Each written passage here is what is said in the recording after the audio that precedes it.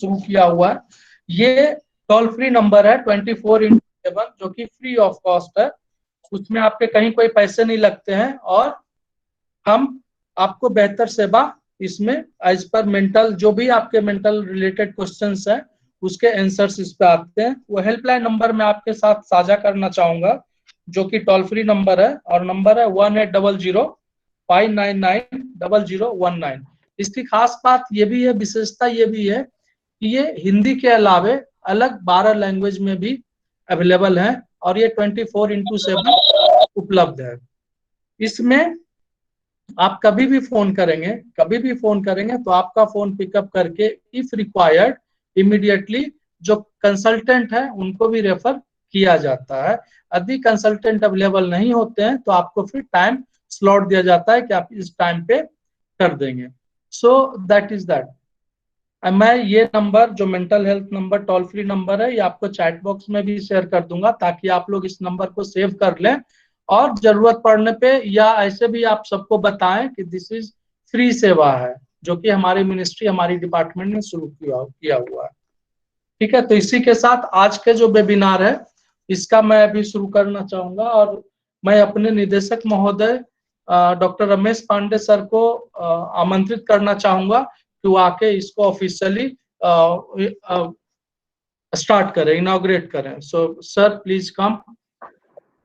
बहुत बहुत धन्यवाद राजीव जी, और आज के कार्यक्रम के लिए आपको और सभी पार्टिसिपेंट्स को शुभकामनाएं। बहुत ही रिलेवेंट सब्जेक्ट पे आज का वेबिनार केंद्रित है और आज के कार्यक्रम की हमारी जो रिसोर्स पर्सन है पूजा बेहरा मैडम, मैं आपका भी अपने सीआरसी की तरफ से, राष्ट्रीय संस्थान मंत्रालय सबकी तरफ से स्वागत करता हूं। मैं बहुत ज्यादा समय नहीं लूंगा क्योंकि ये बहुत ही महत्वपूर्ण विषय है और जितने हमारे पार्टिसिपेंट आज जुड़े हुए हैं वो जरूर इस promoting natural language in children with hearing loss, ये जो विषय है इससे लाभान्वित होंगे। आप सभी आखिरी तक जुड़े रहें। मुझे पूरी उम्मीद है कि ये इस विषय के वेबिनार से आप सभी लोगों को जो जानकारी मिलेगी फिर वो आप अपने अपने क्षेत्रों में, अपने जहाँ कार्य कर रहे हैं वहां उसको जरूर प्रसारित करेंगे। सभी को बहुत बहुत धन्यवाद। मेरा आभार। नमस्कार।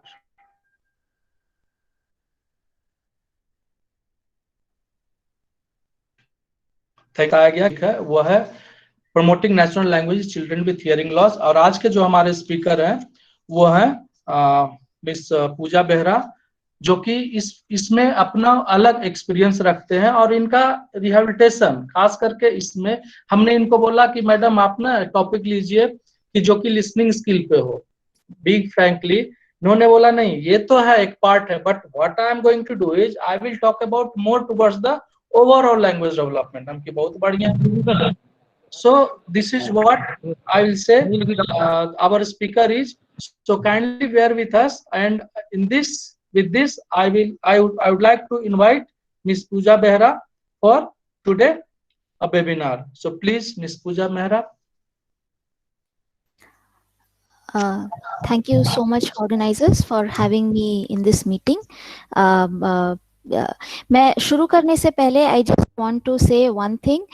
मेरा नेटिव लैंग्वेज हिंदी नहीं है लेकिन मैं हिंदी में प्रेजेंट कर रही हूँ, तो अगर मुझसे कहीं कोई गलती हो जाती है तो आई सीक योर फॉरगिवनेस अभी से ही। So I will start sharing my presentation.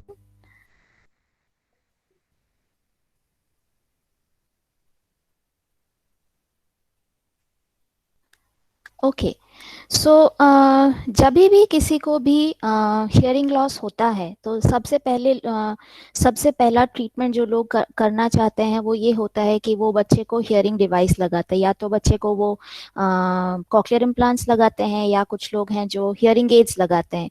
लेकिन चाहे कोई भी डिवाइस क्यों ना लगाएं, सबकी हमेशा ये इच्छा रहती है कि उनका बच्चा जो है वो normal speech and language development करे। So today I have chosen this topic कि मैं ये बताना चाहती हूँ इस वेबिनार के थ्रू कि हम ऐसे क्या करें, हम कैसे बच्चे के साथ हम जब बातचीत कर रहे हैं हम ऐसे कैसे नेचुरली बात करें that the child can develop more into normal speech and language. So what are the prerequisites of optimal outcomes? ये जो बहुत अच्छी आउटकम्स जो हम चाहते हैं कि कोई भी बच्चा जिसको हियरिंग लॉस हो वो बेहतर सुने और वो बात कर सके, उसके लिए कुछ प्री रेक्विजिट्स होती हैं. सो ये प्री रेक्विजिट्स क्या क्या होती हैं? Let's have a look at that first. So पहला तो ये होता है कि बच्चे को बेस्ट फिट हियरिंग सोल्यूशन दोनों कानों में दिए जाने चाहिए. व्हेन आई से बेस्ट फिट हियरिंग सोल्यूशंस, मेरा मतलब ये है कि एक क्वालिफाइड ऑडियोलॉजिस्ट बच्चे के हियरिंग लॉस के प्रकार से जो भी हियरिंग डिवाइस रेकमेंड करते हैं, सो वो डिवाइसेस यूज करने के बाद बच्चा कैसे कर रहा है, सो that is what is called as best fit hearing loss, like hearing solution in both the ears. The second thing is सिर्फ डिवाइस दे देना काफ़ी नहीं है. As parents and as professionals हमको ये पक्का करना है कि बच्चे के डिवाइस के अंदर आवाज़ें जो है वो पूरे दिन भर जा रही है. क्योंकि जब भी कोई भी नॉर्मल बच्चा सुनता है वो ऑन ऑफ अपने आप नहीं करते रहता. उसके अंदर उसके कानों के अंदर कंटिन्यूसली आवाज जाती रहती है, राइट. सिमिलरली हम जब बच्चे को कोई भी डिवाइस, हियरिंग डिवाइस लगाते हैं, तो बहुत जरूरी है कि वो hearing device all through out the day sounds को कैप्चर करे. एंड जब वो साउंड्स को कैप्चर करे, if you can, I will just open my pointer here. If you can see this diagram, ये राइट साइड में जो डायग्राम है इसको एडेड ऑडियोग्राम बोलते हैं. तो कोशिश ये होनी चाहिए कि बच्चे की जो भी एडेड ऑडियोमेट्री रेस्पॉन्सेस है वो ये upper part of the speech spectrum में आए. सो अगर upper part of the speech spectrum में आ रहा है, उसका मतलब है कि ये बच्चा जो है वो हम ह्यूमन बींग्स जो स्पीच साउंड्स बोलते हैं, जो अक्षर हम बोलते हैं, वो सारे स्पीच साउंड्स को बच्चा सुन पाएगा. तो जब ये बच्चा सारे साउंड सुन पाएगा तभी वो आगे जाके इनको प्रोड्यूस भी कर पाएगा. देन थर्ड, सिर्फ डिवाइस लगा के डिवाइस को पूरे टाइम ऑन रखना काफी नहीं है. ये भी जरूरी है कि बच्चे के आसपास के माहौल को ऐसा बनाया जाए कि वो इफेक्टिव एंड ऑप्टिमल हो फॉर कम्युनिकेशन डेवलपमेंट. मेरा बोलने का मतलब ये है कि मान लीजिए बच्चा एक कमरे में है या फिर बच्चा एक घर में है, लेकिन बच्चे के आसपास कोई भी बात नहीं कर रहा. There is a silent environment. So will this child be able to learn to talk? No, the child will not be able to learn to talk because उसके आसपास कोई बात नहीं कर रहा. Okay, this is scenario number 1. Scenario number 2, मान लीजिए बच्चा एक घर में है एंड वो घर में लोग उसके साथ बात कर रहे हैं, लेकिन उनके बैकग्राउंड में बहुत ज्यादा शोर हो रहा है, बहुत ज्यादा नॉइजी एनवायरनमेंट है.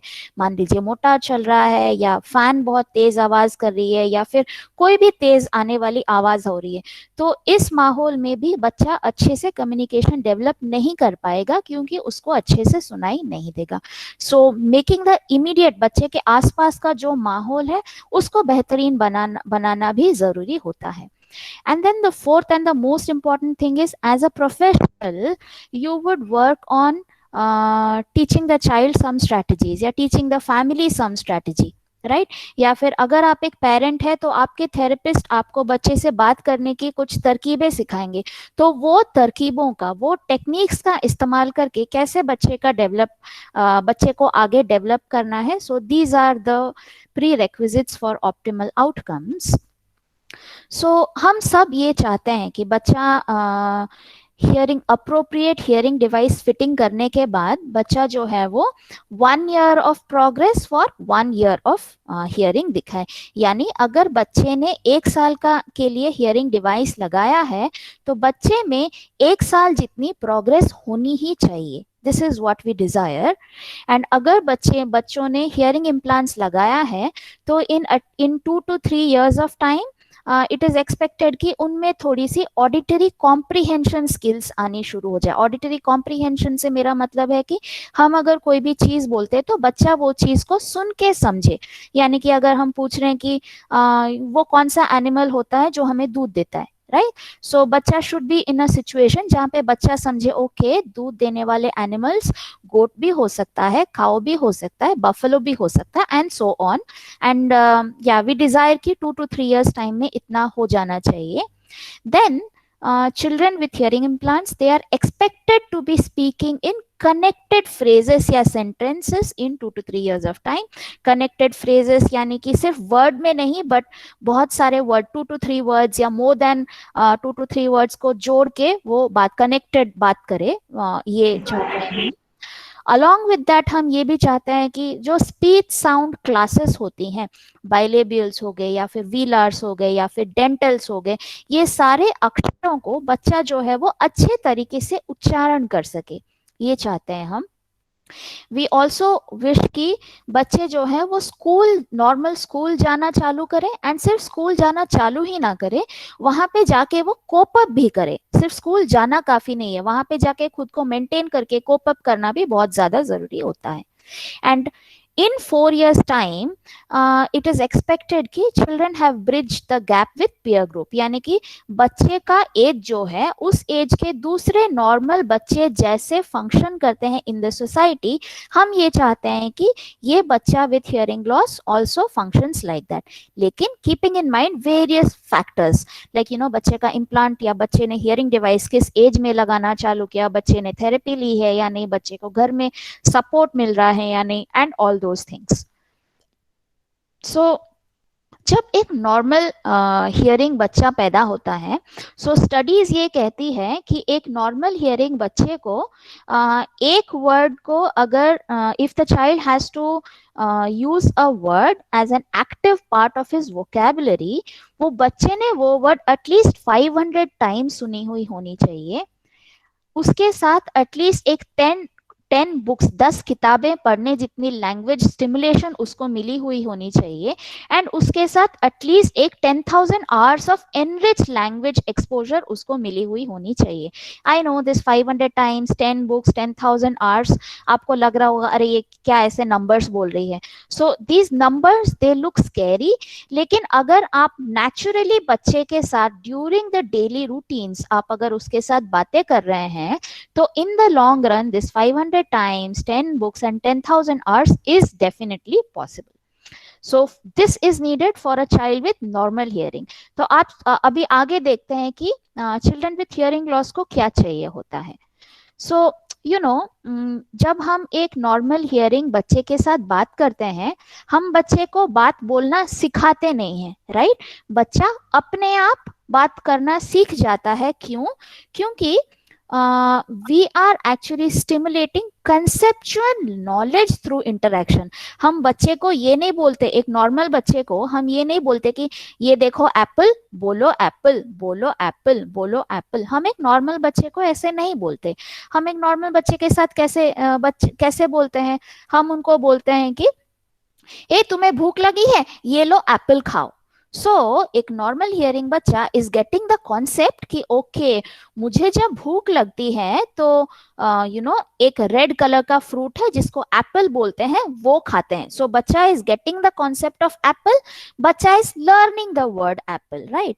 बट समहाउ जब बात आती है children with hearing loss की, क्या होता है? we tend to miss out what they are trying to say because हमारे दिमाग में we are so determined कि हमें उनको एप्पल बोलना सिखाना है। मे बी आपके हाथ में एक एप्पल है एंड एक मैंगो है, एंड आपने प्लान किया है कि आज आप बच्चे को एप्पल सिखाएंगे, लेकिन अगर आपका बच्चा मैंगो की तरफ देख रहा है एंड आपके दिमाग में एप्पल है, तो आप वही बोलेंगे ना, ये देखो ये है एप्पल, ये रेड कलर का है, ये स्वीट होता है, when your child is actually wanting to talk about the mango, right? So we have to remember to talk what the children want to communicate, not what we have planned in our head, because even with normal hearing children हम कोई planning करके नहीं चलते, right? We don't plan, we don't plot. So what I want to say is let's remember that language is not taught. Language सिखाई नहीं जाती, बच्चे के आसपास होने वाले कार्य से, बच्चे के आसपास के माहौल से जो भी चीज हो रही है, जो भी बातें हो रही है, बच्चा अपने आप उससे पिक करता है।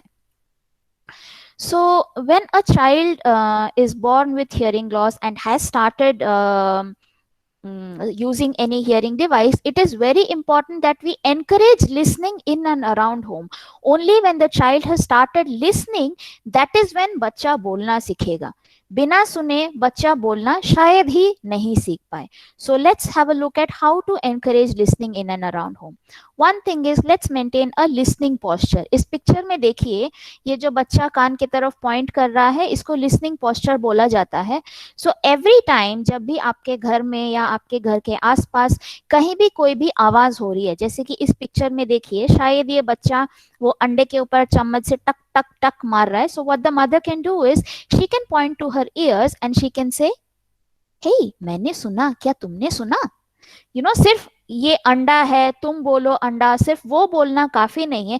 इवन वो जो छोटी छोटी साउंड्स होती है ना, बच्चे का ध्यान उस तरफ भी आकर्षित करना रहता है. लाइक इन दिस पिक्चर ये मम्मी जैसे कर रही है, समथिंग लाइक दैट. एंड ये केवल घर में नहीं करना, इवन घर के बाहर भी आप जब बच्चे के साथ कहीं पे जा रहे हैं, it is very important that you encourage listening there also. So ये तो था लिसनिंग का बात, लेकिन हम घर में ऐसे क्या करें कि बच्चा सीखे और ज्यादा सीखे. अगर सीखने का एनवायरनमेंट, सीखने का माहौल अगर अच्छा नहीं हो, तो बच्चे आप कितनी भी ज्यादा कोशिश क्यों ना कर ले, बच्चा नहीं सीख पाएगा, right? So maintaining that positive learning environment at home is very important. All children, सारे बच्चे, वेदर वो सुन रहे हैं या वो नहीं सुन पा रहे हैं, they all need to feel safe, secure and a part of the family environment. They need to feel integrated in the society. And उसके लिए बहुत, आपका बच्चा सीखे उसके लिए बहुत जरूरी है कि आप बच्चे की जो बेसिक नीड्स है, आप पहले उसको पूरा करें. जैसे कि मान लीजिए अगर आपके बच्चे को भूख लगी है, या आपके बच्चे को गुस्सा आ रहा है, या आपका बच्चा स्लीपी है, उस टाइम पे अगर आप बच्चे को कुछ सिखाना चाहेंगे, कुछ पढ़ाना चाहेंगे, क्या आपका बच्चा कुछ सीख पाएगा? शायद ही नहीं, क्योंकि उसका मूड नहीं है, उसका मूड कहीं और है. So meeting the child's basic needs is the first prerequisite of a good learning environment. Then बच्चे बच्चे हैं, so play with them, cuddle them, उनको प्यार कीजिए, उनके साथ खेलिए, because the more they feel loved, उनमें कॉन्फिडेंस और उतना ज्यादा बढ़ेगा. Use a regular daily schedule because this offers a feeling of security and promotes ease and peace. हर चीज करने का एक टाइम होता है, जैसे कि हम नाश्ता सुबह करते हैं, लंच दोपहर को करते हैं, रात को खाना खाते हैं.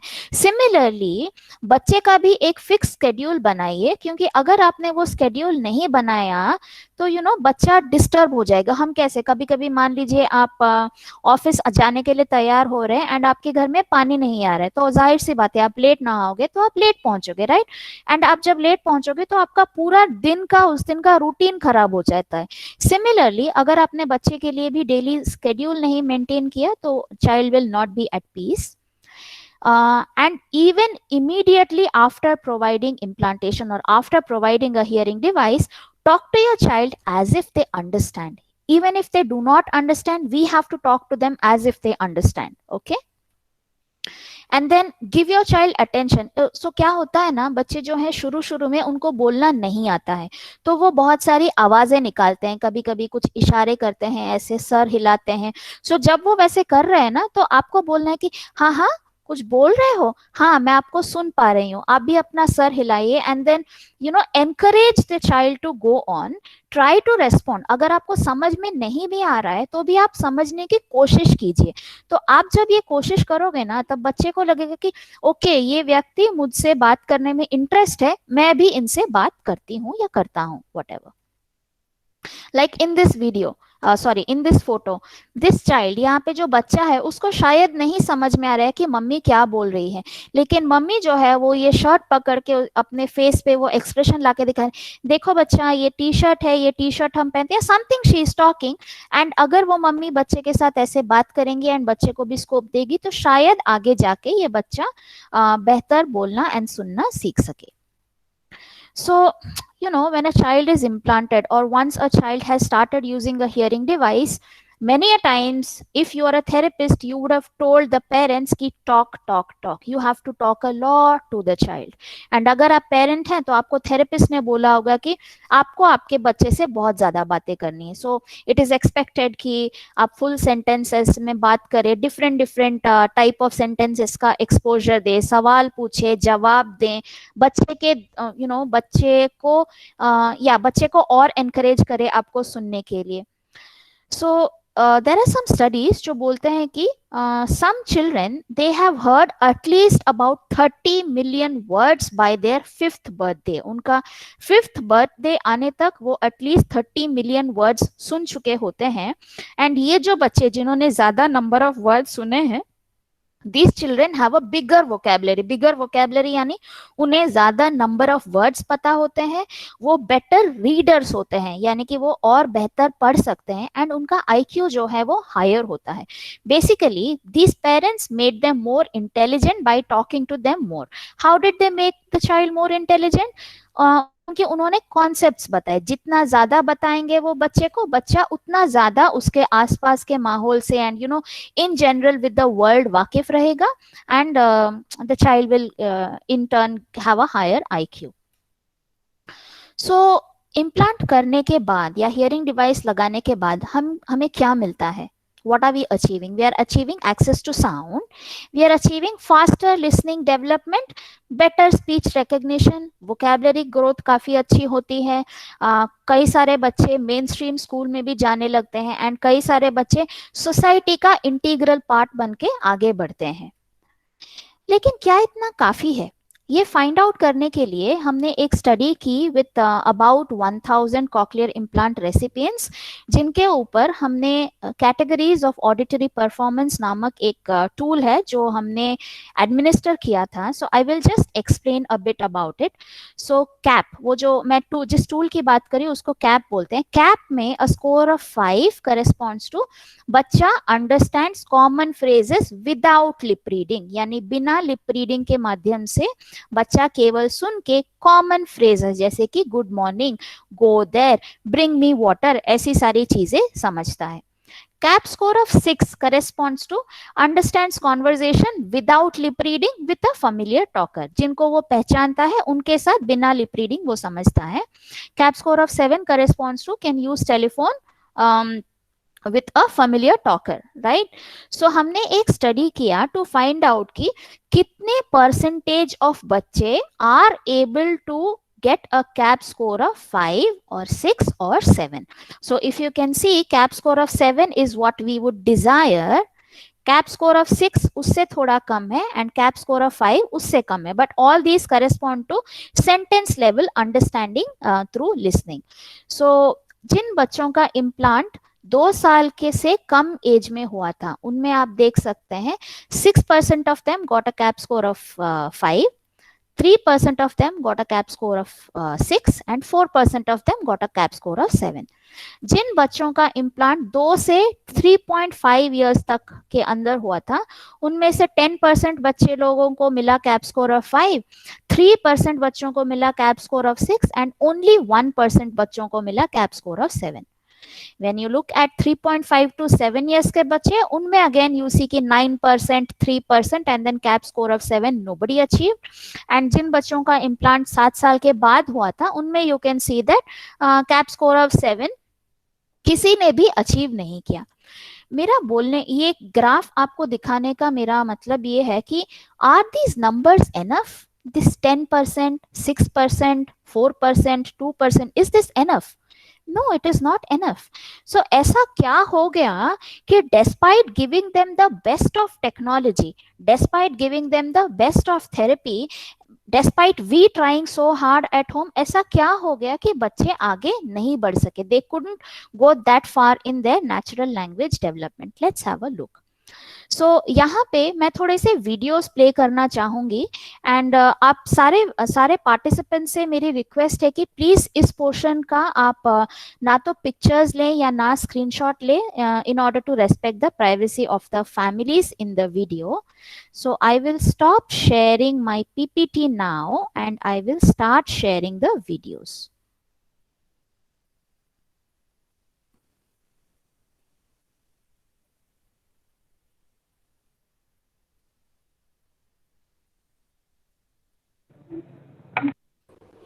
Okay, video is loading. So let's have a look at the first video.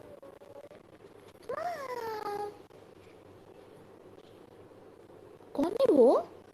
कोने कोने कौन है कौन है?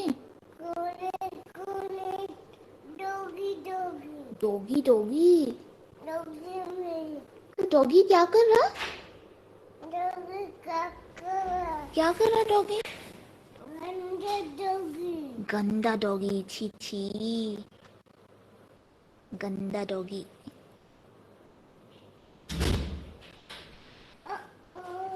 ओ कहाँ से आवाज आई? और ये बनी हाँ. मॉर्निंग हाँ. Wow cats. मॉर्निंग बस खत्म, फिनिश्ड. abundant body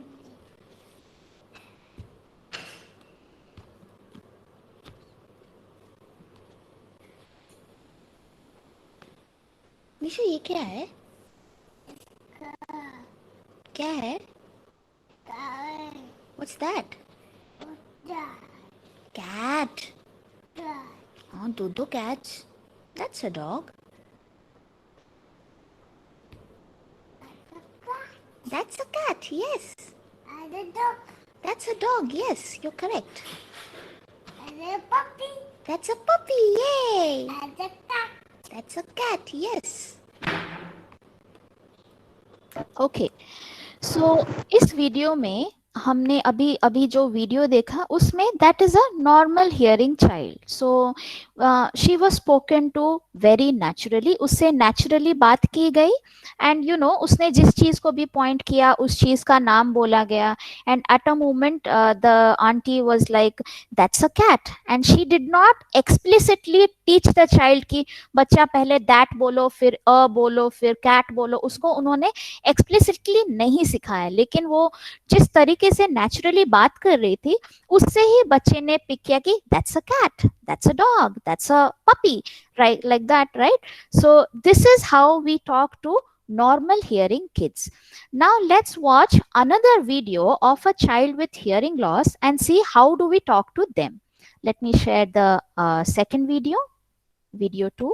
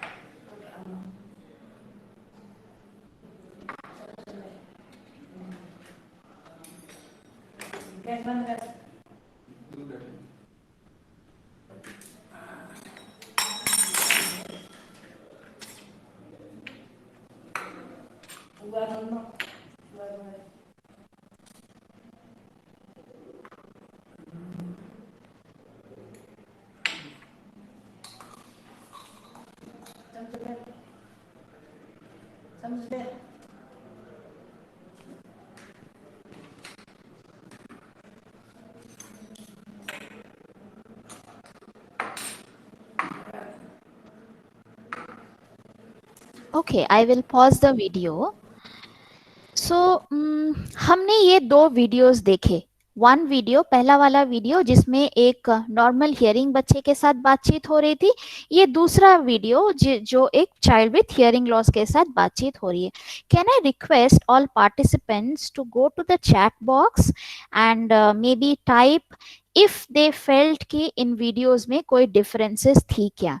क्या आपको लगता है कि दोनों वीडियो में there are two adults who are talking to the child, right.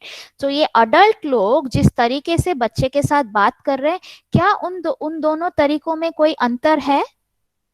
May be in the chat box you all can say just a yes or a no.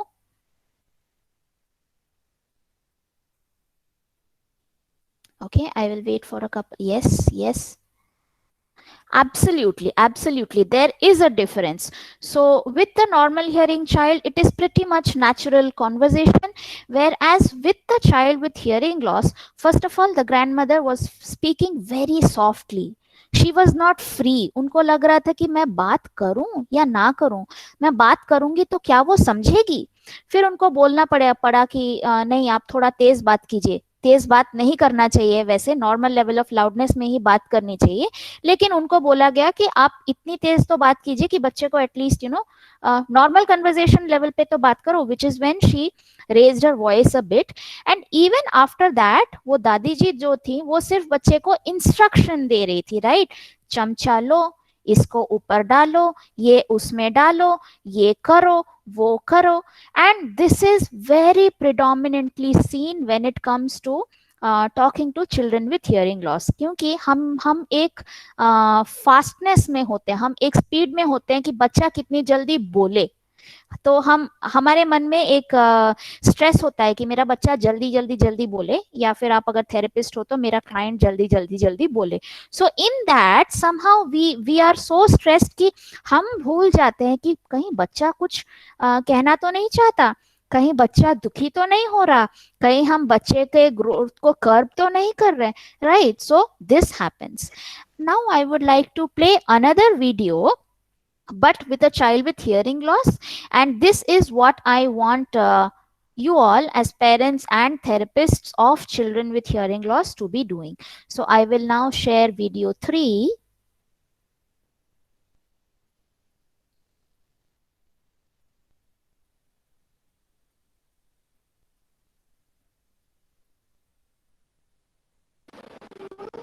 उनको चाहिए, उनको सब्जी बनानी है ना, रोटी बनाएंगे फिर सब्जी बनाएंगे, निकालो।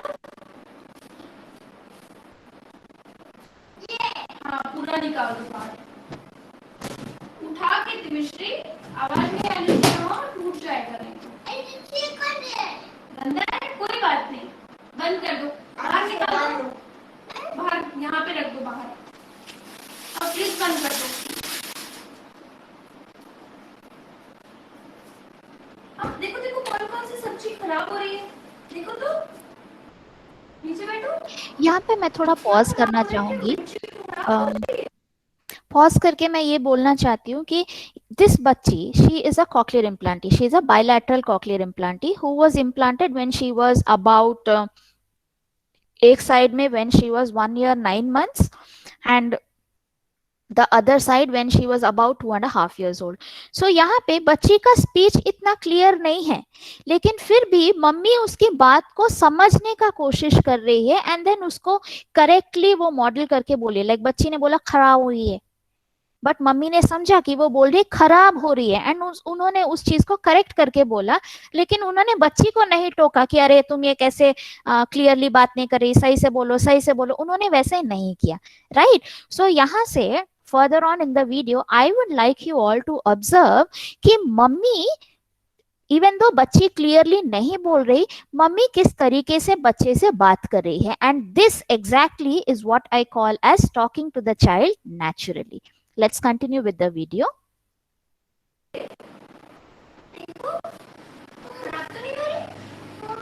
खराब हो गया तो वहां पे साइड में रख दो, ये जो खराब है ना उसको साइड में निकाल के रख दो, बाहर फेंकना पड़ेगा, ठीक है। साड़ी थोड़ी खराब हुई है, 1 मिर्ची खराब हुई है। हाँ ये तो सब सही है ना, ये तो सही है। ये वाली जो 1 मिर्ची ना वो खराब हो गई, ये नहीं हुआ खराब। ये क्या है, खराब हो गई है, दिखाओ तो। ये है क्या, फलियां खराब हो गई, इसको काटते हैं क्या? ये खराब हो गया, साइड में रख दो बाहर। ओके इसमें क्या है, आलू, आलू फ्रिज में रखते हैं। भुजिया क्या, भिंडी है। Okay, now I would like to pause the video at this. So and unshare my screen so that I can start sharing the PPT again. So in this video, the mother is not trying to teach the child anything. Mummy explicitly बच्चे को कुछ सिखाने की कोशिश नहीं कर रही है, लेकिन क्या बच्ची कुछ सीख रही है? Of course बच्ची सीख रही है। कैसे सीख रही है?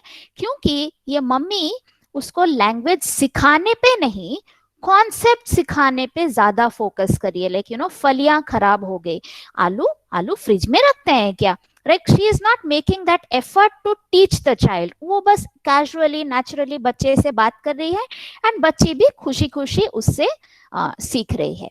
So thanks. So that was the videos that I wanted to share. Let's get back into the PPT again.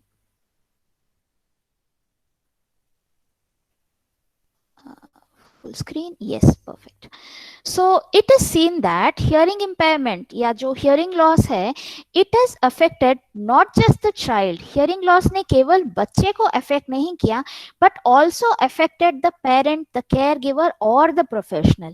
कैसे उन्होंने पेरेंट, केयर गिवर या प्रोफेशनल को अफेक्ट किया है? इट हैज ऑल्टरनेटेड या change the conversation style in which a parent, a care giver और a professional talks to the child with hearing impairment. So we have to understand that we still have to maintain a natural way of talking to children with hearing loss if we want them to progress further and become natural language users. जब हम ही उनसे naturally बात नहीं करेंगे तो वो कैसे naturally हमसे बात करना सीख पाएंगे, राइट? नहीं सीख पाएंगे। So we have to make the first effort first. So but मायूस होने की कोई बात नहीं है। आपको ऐसे नहीं लगना चाहिए कि ओ ये क्या कर दिया मैंने, अभी तक मैंने सब गड़बड़ कर दिया। नहीं, वैसे कुछ नहीं है। This could just be a new beginning for you and your child, if you're a professional, for you and your client.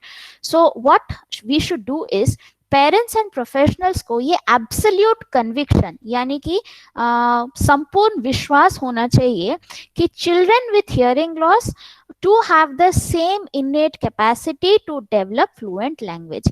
यानी ये बच्चे जिनको हियरिंग लॉस है वो लोग भी सेम क्षमता के साथ पैदा होते हैं जिससे कि वो लैंग्वेज सीख सकें, लेकिन हमें उनको वो सेम अपॉर्चुनिटी और सेम नॉर्मेलिटी देनी चाहिए जो हम नहीं दे पाते कभी कभी। आई एम सॉरी, यहाँ पे मैं एक एग्जाम्पल देना हमेशा पसंद करती हूँ। सो एक बार हुआ था, मैं एक क्लिनिक में गई थी एंड वहां पे I was talking to a mother and a child. So मम्मी ने मुझे बोला कि मैम कल हम मॉल में गए थे। So I immediately turn towards the child and मैंने बच्चे को पूछा, हे तुम कल मॉल गए थे ना, एस्केलेटर पे चढ़े, मजा आया तुम्हें? एंड इमीडिएटली मम्मी ने मुझे कहा कि नहीं नहीं मैडम, इसको एस्केलेटर नहीं पता, इसको तो सीढ़ियां पता है। And I was like okay, सीढ़ियां होती है जो एक जगह पे स्टिल होती है। एस्केलेटर वो सीढ़ियां होती है जो ऑटोमेटिकली इलेक्ट्रिसिटी के माध्यम से या आई थिंक इलेक्ट्रिसिटी के माध्यम से चलती है, right? So they are different. सीढ़ी is not equal to escalator. So that जब वो मॉल गए थे एंड जब बच्चा एस्केलेटर पे चढ़ा था, that was an opportunity for the parent to talk about escalator. तो उन्होंने तब एस्केलेटर के बारे में बात किया होता, फिर घर आने के बाद उसके बारे में अगर बोला था, अरे गए थे ना हम एस्केलेटर में, मजा आया था, फिर से जाना है तुमको एस्केलेटर पे, so the child would have heard the word escalator some 3 to 5 times and then वो फिर जब मॉल में जाते फिर से उसके बारे में करते, तो बच्चे को वो चीज सुनने का एंड एक्सप्रेस करने का अपॉर्चुनिटी और नॉर्मेलिटी मिलता, जो समहाउ हम कई बार सोचते हैं कि नहीं बच्चे को हियरिंग लॉस है, उसको समझ में नहीं आएगा, मैं उसको लिमिटेड नंबर ऑफ वर्ड सिखाऊंगी सो दैट बच्चा एटलीस्ट जल्दी बोलना चालू करे। वैसे नहीं होता। We have to talk to them naturally. So in the end, I want to say that just providing a hearing device is not enough. हमें उसके आगे भी कुछ करना रहता है। क्या करना रहता है? We have to ensure that the child has access to sound all throughout the day. यानी जितनी देर बच्चा जगा हुआ है उतनी देर बच्चा डिवाइस ऑन करके रखे एंड लगा के रखे। इनफैक्ट कुछ यूजर्स हैं जो चाहते हैं कि उनके सोने के बाद उनका डिवाइस हटाया जाए। So if you are a parent like that, please do that, but please be careful कि आप डिवाइस को कहीं हार्म ना करें। Bridging the gap between auditory only learning and learning through all modalities, that is very important. अभी मान लीजिए cotton एक चीज है, ओके, रुई एक चीज है, तो रुई क्या है उसका कंप्लीट नॉलेज पाने के लिए बच्चा should listen that it is called as cotton, यानी कि वो क, ट और न से बना है, बच्चे को वो सुनना है। बच्चा should see a white color fluffy structure, so बच्चा देख रहा है, बच्चा should touch and feel the softness of the cotton, तभी वो complete information पाएगा about the thing, right? So अगर हम एक नॉर्मल हियरिंग बच्चे को सब कुछ सारे मोडालिटीज यूज करके कंप्लीट नॉलेज पाने का अवसर देते हैं, तो with children with hearing loss why don't we do that? We have to do that, you know, specially अगर आपका बच्चा लेट लाइक 3.5 इयर्स के बाद इम्प्लांट हुआ है, या 3.5 इयर्स के बाद हियरिंग एड लगाना चालू किया है, या फिर उसको सही एम्प्लीफिकेशन नहीं मिल रहा है। क्यों? क्योंकि जब बच्चा सुन नहीं पाता तो उसकी ब्रेन की जो लिसनिंग एरिया होती है ना, दैट समहाउ गेट्स रीऑर्गेनाइज, यानी कि अदर एरियाज उस पे हावी हो जाते हैं। But that is still okay. इसका मतलब ये नहीं कि बच्चा सुन नहीं पा रहा है, उसका मतलब केवल ये है कि सुन के पूरा समझने के लिए बच्चे को दूसरे मोडालिटीज की जरूरत पड़ेगी, which is okay. We have to remember one thing while doing that you know, sandwich में कैसे होता है, bread होती है, vegetables होती है, फिर bread होती है, right? Similarly, while you're talking to your child, first give auditory input. अगर आपके बच्चे को समझ में नहीं आया, then give a visual input या टैक्टाइल इनपुट, यानी कि बच्चे को चीज छूने को दीजिए, बच्चे को वो चीज दिखाइए, बच्चे को वो चीज फील कराइए, and then put it back in audition. So जैसे सैंडविच में ब्रेड, वेजिटेबल्स, ब्रेड, वैसे ऑडिटरी सैंडविच में listening, additional cues, listening. Okay, and sometimes if your child has additional communication needs, then you know, let them talk, gesture, sign, use AAC or whatever modality be it, depending on their communication need. And needless to mention कि अगर आपके बच्चे को additional support की जरूरत है, then please आपके बच्चे को वो additional support दीजिए आप। So that was the end of my presentation. These are my acknowledgements. Thank you team for giving me the wonderful knowledge, and thank you organizers for giving me the opportunity to be a part of this webinar. So because we care, and in case अगर आपको webinar के बाद मुझसे contact करना है या मुझे कुछ पूछना है, I am displaying my email ID for some time, and that is our website from where you can find more information about hearing devices and about rehabilitation. Thank you, Ms. Pooja. It was wonderful, and I will say it's an informative session. It was very informative session. I think all the participants would have enjoyed and would have learned something from this. And उम्मीद करता हूँ कि सारे participants कुछ सीखे हों। इतना अच्छा से मिस पूजा जी ने बताया, कितने सरलता से, और वो भी वीडियो के साथ। So it was, I will say, कुछ न कुछ कहीं ना कहीं आप लोगों ने सीखा होगा। कुछ क्वेश्चंस हैं यदि पार्टिसिपेंट्स का, तो आप लोग चैट बॉक्स में पूछ सकते हैं। मैं देख रहा हूँ 2 क्वेश्चंस हैं, बट वो 2 क्वेश्चंस मैं चाहूंगा कि वो रिफ्रेश करें, बिकॉज दैट क्वेश्चंस वो कुछ ठीक नहीं है, मतलब ठीक से लिखा नहीं गया है। तो मैं बोलूंगा जो भी क्वेश्चन लिखे हैं, एक है जो कि, एक मिनट, केदारनाथ साहू जी, आपने शायद लिखा है how to explain a child to understand about the explosive sound और हार्ड साउंड। इसका मतलब मैं ये निकालूं कि बड़े आवाज को, मतलब जो ज्यादा तेज आवाज निकलता है, उसको कैसे बच्चे को सिखाना है। If so I will just say the question to miss Pooja. Miss Pooja ji, question, explain a child to understand about the hard sound और एक्सप्लोसिव साउंड।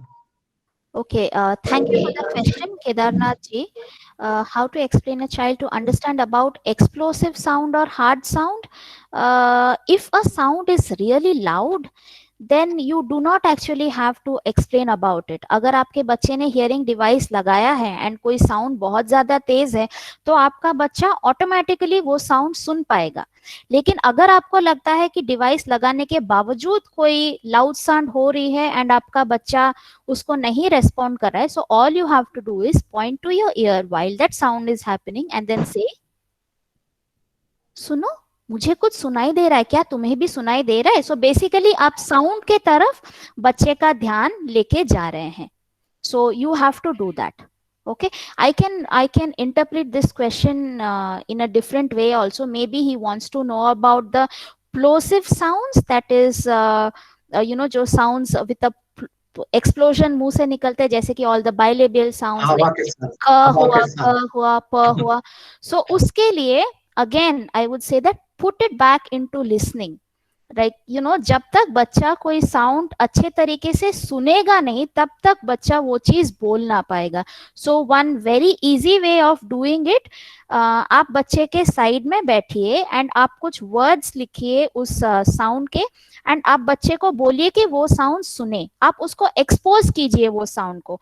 एंड वंस आपके बच्चे ने वो साउंड या वो वर्ड्स काफी बार सुने हैं, you can choose minimal word pairs. Minimal word pairs यानी कि जैसे कि आपका कैट और मैट हुआ.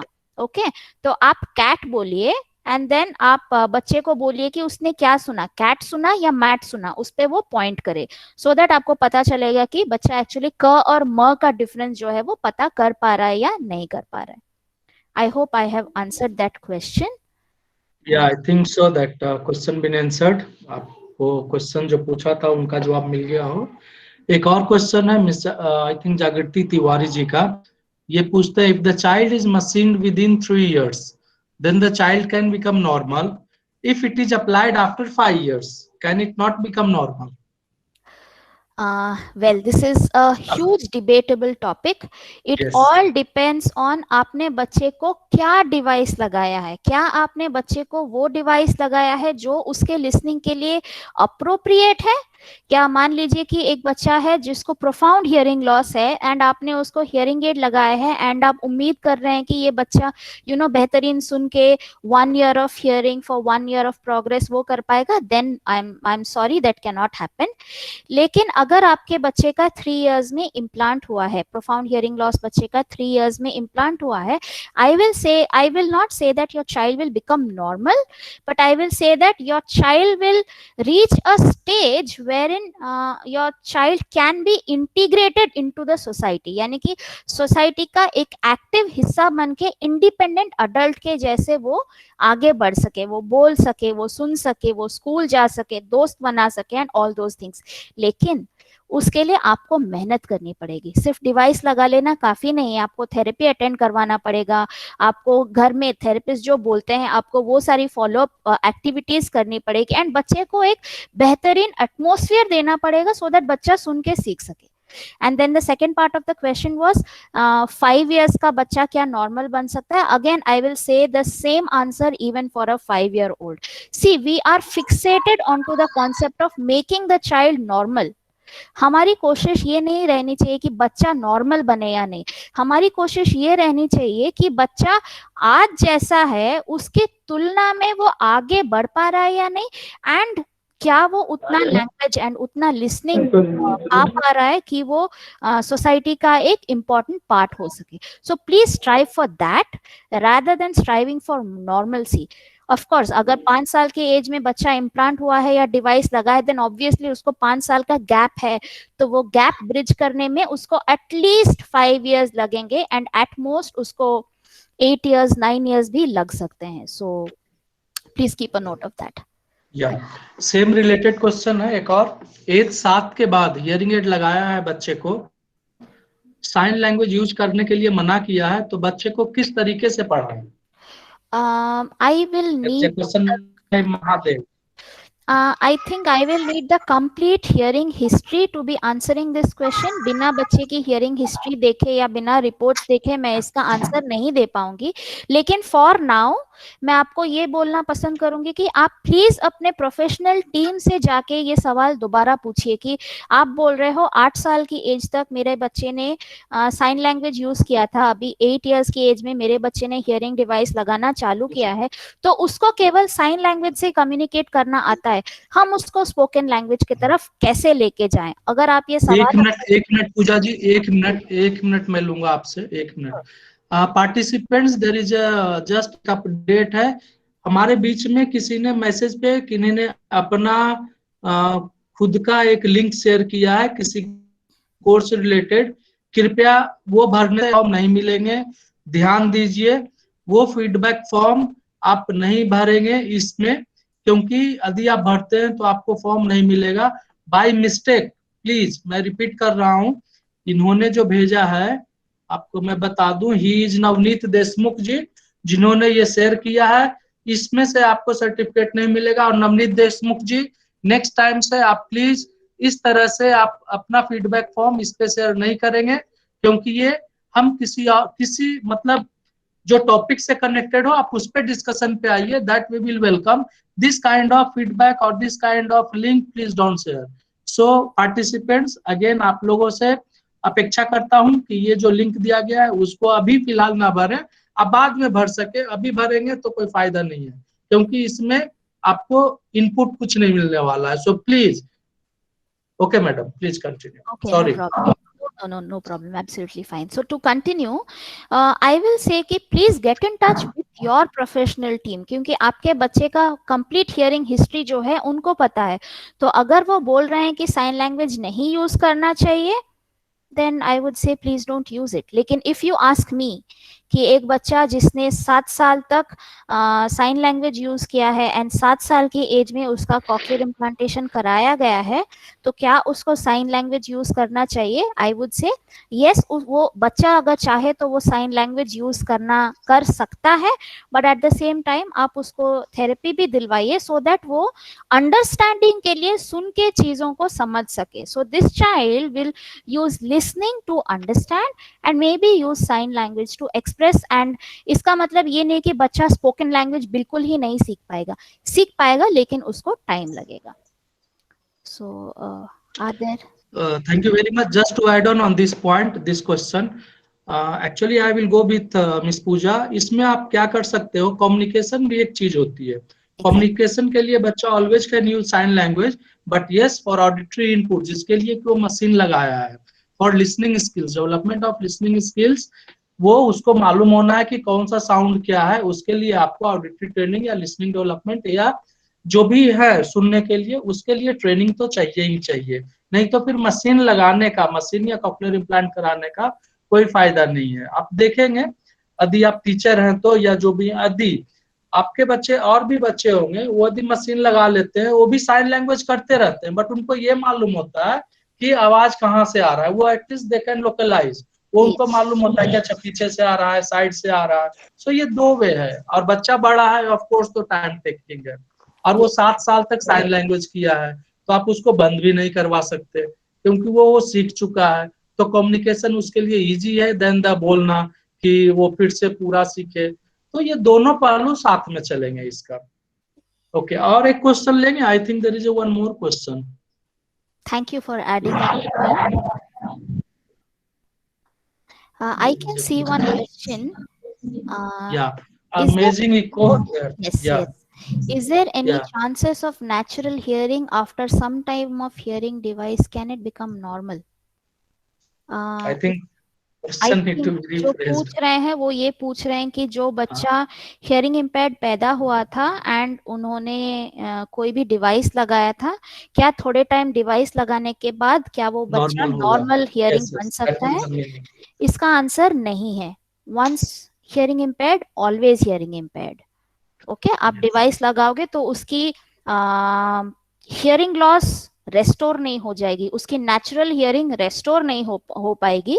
लेकिन आप अगर ऐसा कोई कंपनी का डिवाइस लगाते हैं which gives you a chance to listen to closest to natural hearing, at least जैसे कि मेडल के डिवाइसेस में हमारी जो साउंड क्वालिटी होती है that gives closest to natural hearing, तो एटलीस्ट आपका बच्चा नेचुरल हियरिंग के बराबर सुन रहा है। Not normal hearing, but yes, natural hearing. So no, your child cannot become normal after using hearing device for some time. I think that's all about the. Any more questions?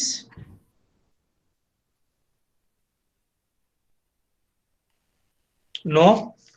Then I would like to thanks all the. Firstly, thank you very much, Miss Pooja जी, आपने समय निकाला आज के webinar के लिए। I think आपने busy schedule से और इतने अच्छे तरीके से हमारे सारे पार्टिसिपेंट्स का क्वेश्चंस का आंसर दिया और इतने अच्छे से लोगों को समझाया। That is very good, I will say very good topic and it was very good explained by you. So that's all. Thank you very much. My pleasure. To you, our invitation for coming as a speaker for this webinar. So thank you. I'll also like to thanks to our director, Dr. Ramesh Pandey sir, for his guidance, and director PDUNI PPD, our National Institute, for her valuable guidance and feedback. जबकि हमेशा उनका guidance जरूरी होता है, और हमारे मंत्रालय का, हमारे डिपार्टमेंट का, और एट द लास्ट हमारे सारे प्रतिभागियों का, हमारे सारे पार्टिसिपेंट्स का, जिन्होंने आज के हमारे वेबिनार में जुटे। Last but not list all the हमारा सीआरसी परिवार, हमारा सीआरसी और जो भी हमारे स्टेक होल्डर्स है, उन सभी को I would like to thanks for attending and making success to complete this online webinar. So thank you all. Thank you. For any update regarding upcoming webinars, upcoming programs, upcoming events, kindly look after our all social media pages, our websites. Thank you. Thank you all. Thank you very much.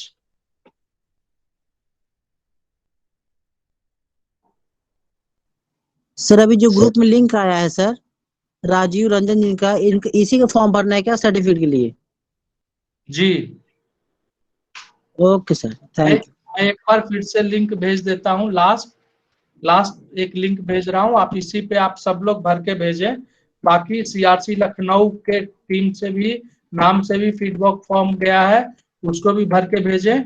वो भी same form है। हम जो भेज रहे, सुजीत धरवाल जी जो हैं, ये बार बार एक मैसेज कर रहे हैं, कृपया ये मैसेज ना भेजें, नहीं तो फिर वो जो पार्टिसिपेंट्स है वो कंफ्यूज हो जाते हैं। कोई भी दूसरे मैसेज ऐसे ही ना भेजें, कोई लिंक ना भेजें।